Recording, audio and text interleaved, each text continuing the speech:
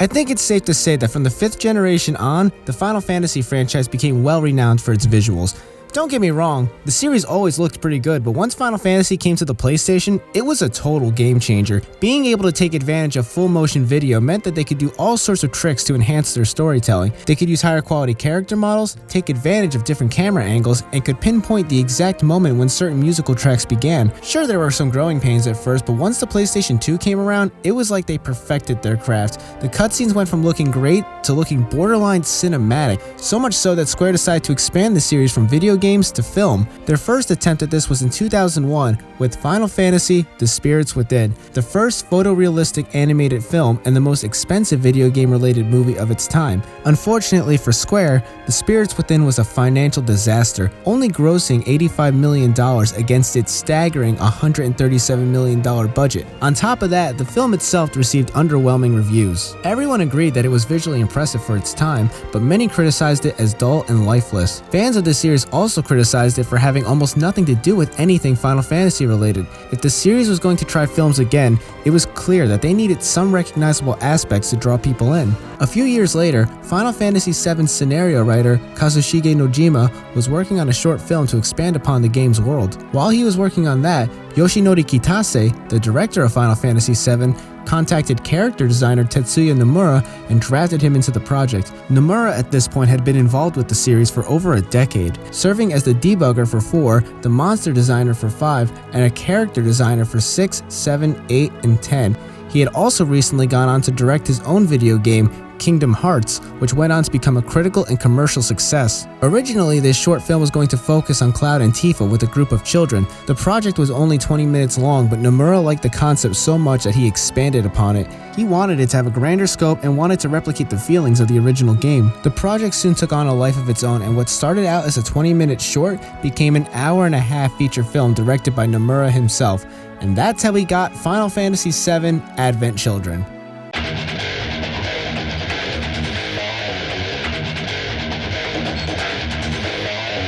Released in 2005, Advent Children is a theatrical sequel to the game's story and is yet another installment to the compilation of Final Fantasy VII, a sub-series made to expand upon the game's lore. While the original Final Fantasy VII was a huge hit, pretty much every installment of this spin-off series has received a far more mixed reception, Advent Children being no exception. When the film came out, it received fairly mixed reviews. However, unlike The Spirits Within, it was a financial hit, no doubt due to its strong ties with one of the most beloved installments of the series. Brand recognition went a long way, and Advent Children did resonate with some core fans of the original game.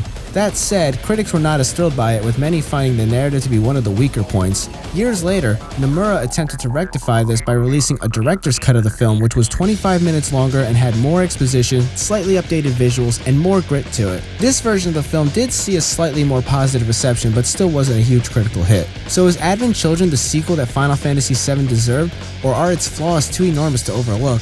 Well, seeing as how I'm such a big fan of the original game, I figured it only makes sense to offer my opinion. For this review, I want to give the movie the best chance possible, so I will be reviewing the complete edition. I haven't seen the theatrical cut in years, so I don't remember what scenes are new or what was edited later. With that said, this is Final Fantasy VII Advent Children. Advent Children takes place 2 years after Sephiroth's defeat.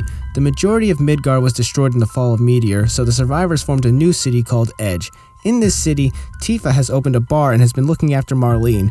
Cloud has started a delivery service and has also adopted a young orphan named Denzel. Recently, Cloud has closed himself off from all of his close friends due to the guilt he carries over the deaths of Aerith and Zack. Though the world is rid of Shinra and Sephiroth, a new threat comes in the form of a deadly illness called geostigma. This illness has infected many residents in Edge, including Cloud and Denzel. To make matters worse, 3 young men named Laz, Yazoo, and Kadaj begin to target Cloud and those affected with the stigma. The 3 are physical manifestations of Sephiroth's will and are looking to use the remains of Jenova in order to become whole, thus resurrecting Sephiroth himself. Cloud has to find a way to stop these remnants before the stigma kills him and before they can bring back Sephiroth. The first thing I need to say is that Advent Children is entirely supplementary, meaning you have to know the story of Final Fantasy VII to understand this plot. There is no way this story could stand on its own. Even in the complete edition, there is not nearly enough exposition on the world or characters to catch people up to what's happening, so to anyone who didn't play the original game, there is nothing to get out of this movie. It's just a bunch of people you don't know or care about doing things you don't know or understand. This doesn't necessarily make Advent Children a bad movie, but it does limit its appeal. It's like the Dragon Ball movies. It's not trying to reach new audiences, it's just trying to please the one it has. But even with that in mind, Advent Children takes it a step further by referencing several things in the compilation of Final Fantasy VII, including Crisis Core, Last Order, and On the Way to a Smile. In order to get the most out of this film, you will have to be relatively familiar with almost everything in the compilation. It's almost like homework, so I'm not even going to bother looking at this film as a newcomer. Rather, I'm going to look at it as what it was intended to be, a sequel film to Final Fantasy VII, and as a sequel film, it's not good. There is so much wrong with this movie that I don't even know where to start. I guess I'll start with the direction. This is Tetsuya Nomura's first attempt at directing a theatrical movie, and boy does it show. This is not a well-directed film. The first apparent problem is the editing. The editing of this movie sucks. The narrative is already really unfocused, but this problem is enhanced by how bad the editing is. They do a fair amount of flashbacks and cutaways, but the transitions to them are so choppy and abrupt that it often leads to confusion. There are many shots that last like a second, and it comes off less like an intentional choice and more like an editing mistake. On top of that, the camera work is just terrible. There is such an excessive use of Dutch angles and low angles to the point where I was getting some serious Battlefield Earth vibes, and while it's not that bad, it's still really irritating. The bad editing and bad camera work come together during the action. The fight scenes in this movie are a mess. They are so butchered. Almost all of them are a bunch of fast cuts, bad camera angles, and occasional slowdowns while the characters do some kind of cool anime pose. It's just lame. I can't get into a lot of the action because I can't see what the fuck is happening. They're not all terrible. When the camera holds a shot for more than a second, there is some cool choreography. I think my favorite battle was in the Forgotten City. It shows Cloud fighting 3-on-1 and being pretty resourceful in his tactics. I thought it was pretty cool. But even with a few good moments, the action in Advent Children isn't very coherent. It doesn't help that the physics of the movie are really floaty and lack a significant impact. Occasionally it works in the movie's favor, but towards the end of the film, they push it too far and it gets borderline absurd when characters who can't fly fight in the air like gravity doesn't exist. It's nonsensical for the sake of looking cool. Speaking of looks, like The Spirits Within, Advent Children went for a more photorealistic looking appearance. This change in style meant they had to redesign the characters in Final Fantasy VII to make them look more realistic. Thanks, I hate it. One of my biggest issues with everything they've done with Final Fantasy VII after the original was this style they went with. It just doesn't fit the original character designs.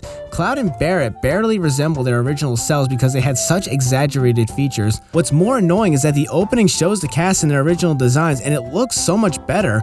I'm not saying the characters have to look exactly the same, but they still need to be identifiable. If you didn't tell me this guy was Barret Wallace, I don't know if I would have put it together myself. One thing that I did like was that all the original party members wear a pink ribbon in Aerith's honor. It was probably the only subtle thing in the movie. Otherwise, I am not a fan of how the characters look. On the flip side, I will say that the environments of this movie are really well designed and really impressive. Sure, some of the models look dated, but the texture work in this movie is superb. It has this raw feeling of grit and looks almost real. Edge City looks great. It looks like a raw, industrial metropolis. The visuals aren't perfect though. I don't like how the sky is just a constant shade of white or gray. I'm sure some would argue that it's because of pollution, but even when characters are far away from Edge, the sky doesn't change. The whole look of the movie is overexposed and undersaturated. It's like the precursor to Man of Steel. It gets really hard to appreciate all the detail that went into the environments when it's made to look so muted. And again, the editing and camera work are so incomprehensible that I can only see some of these environments for mere seconds at a time. Though I'll admit it was a nice touch to recreate iconic scenes from the game in the opening. It was an exciting bit of fan service for its time, but it's not enough to forgive all the crap that comes afterwards. I mentioned before that the narrative is bad, and that's because it's flimsy. The actual plot of this movie is really shallow, but they stretch out the runtime by throwing in scene after scene of characters giving off blatant exposition that either goes on forever or just leaves you with more questions. And when the movie isn't busy explaining things to you, it's doing mindless action that you can't follow because you can barely make out what's happening. There are so many fight scenes where I'm just left with questions, like how does Cloud get shot point blank in the fucking face and is fine? How do these guys just constantly summon monsters before they get summon materia? Why isn't the summon materia red like it should be? How does Cloud survive a point blank blast from Bahamut? How does Rufus have Genova's head? Didn't Sephiroth take that from the Shinra building in Disc 1?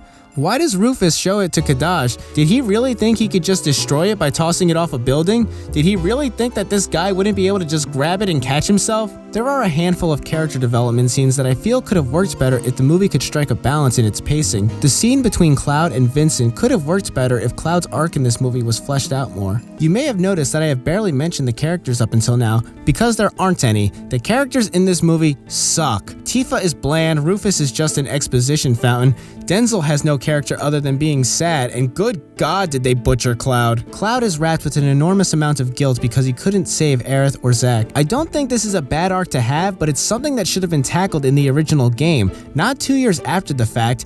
I know he's been through a lot, but I feel like the Cloud we left off with at the end of Final Fantasy VII had come far enough in his character growth to be able to move past this. It's just not consistent with where we last saw him. I could have done with less action in order to develop this more, especially with how quickly this arc is resolved. It literally just kind of stops. You could argue that Cloud feels this way because he is now responsible for protecting Denzel, but that doesn't work either because the two of them barely share any screen time together. I have no idea how close these two are. In fact, Cloud seems to be closer to Marlene than Denzel, which is really weird.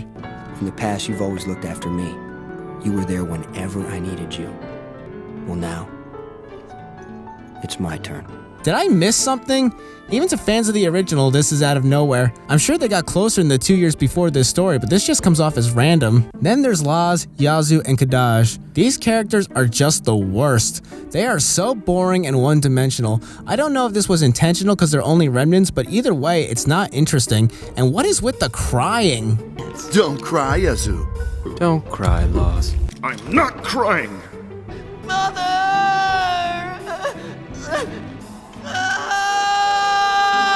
It's just dumb. It feels like these guys should have been younger. I mean, they are referred to as kids, and the way they act supports that, but they look and sound around the same age as Cloud, so it makes their "don't cry" scenes so cringy. They literally have no character outside of being evil and fighting. The only one that comes close to being a character is Kadash, but even then, I just want to tell this twerp to shut up. Apparently, they are each supposed to represent different parts of Sephiroth's personality, but all I can gather from them is that Sephiroth must be pretty lame. I could not give a shit about any of these guys. I haven't really mentioned the rest of the cast of Final Fantasy VII, and that's because they are barely in this movie. Vincent pops up briefly in the middle, but the only time they all come together is during the climax. Fucking Avengers Assemble, am I right? Again, if you didn't play the game, you're left wondering who the hell are these people? And all of them are cast aside during the climax for literally no reason. They just let Cloud fight Kadash alone. It makes no sense because they all fought a fucking dragon together only 5 minutes ago. They can't band together and kick this little twerp's ass before he resurrects the guy who almost destroyed the entire planet. They are all so underutilized that Red 13 only gets one line in the whole movie. What was the point of even including him? Or Cait Sith, he doesn't do anything. The only characters I liked in the whole film were actually Rude and Reno. Their characters are totally consistent with where they left off, and they offer some of the only moments of levity in the entire film. They have some good comedic scenes that gave me some entertainment out of this moat fest. Can we talk about the voice acting? Cause it's bad. Not everyone is awful, but bad acting and a bad script make for some really cringeworthy moments. Dilly dally, shilly shally. Dilly dally, shilly shally. Yeah, well, patty cake, baker's man. I don't know whether or not to pin this on the actors or the direction, but most of the performances suck. Tifa and Aerith definitely being the worst, and Cloud isn't much better. What do you want from me? I managed to get out Who of were the the guys that building attacked me? before it collapsed. I'm leaving. I pity you. You just don't get it at all. There's not a thing I don't cherish. I don't really have too much of a problem with the voices themselves, but the acting is also stiff and unnatural. They made no attempt to sync the lips with the English dub, so there's no reason the dialogue and acting needed to be this stilted. Aerith's scenes are supposed to be touching, but I just want to give her a Red Bull or something so she can wake up. I hope this actress went on to do some better roles. Oh no. Another positive thing I can talk about is the musical score. Nobuo Uematsu obviously did the score of the original game. He and many others redid some of those songs to give them a more cinematic feel, and it totally paid off. All the tracks sound fantastic, and Beyond the Wasteland is a wonderful new score. The music does give this movie an epic feel at times, particularly when Sephiroth comes in. This introduction kicks ass. It's so freaking cool. I guess I should briefly talk about the climax of this movie. During all these epic fight scenes, I only had one thought going through my mind. I'm bored. This is also when the movie just gives up on the action making any kind of sense.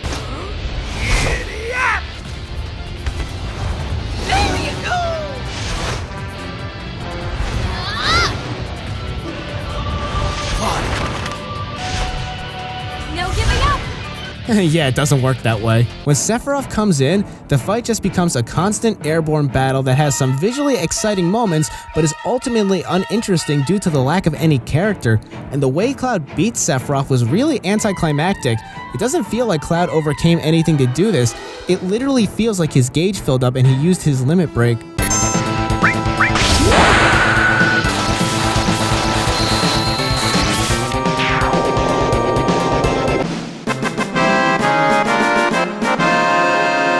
Also, don't ask me how Cloud survives being impaled again and then shot.